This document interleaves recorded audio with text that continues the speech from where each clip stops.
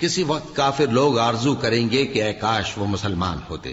اے نبی ان کو ان کے حال پر رہنے دو کہ کھا پی لیں اور فائدے اٹھا لیں، اور لمبی لمبی آرزویں ان کو دنیا میں مشغول کیے رکھیں، آخر کار ان کو اس کا انجام معلوم ہو جائے گا۔ اور ہم نے کوئی بستی ہلاک نہیں کی مگر اس کا وقت مقرر لکھا ہوا تھا۔ کوئی امت اپنی مدت مقررہ سے نہ آگے نکل سکتی ہے اور نہ پیچھے رہ سکتی ہے۔ اور کفار کہتے ہیں کہ اے شخص جس پر نصیحت کی کتاب نازل ہوئی ہے تو دیوانہ ہے، اگر تو سچا ہے تو ہمارے پاس فرشتوں کو کیوں نہیں لے آتا؟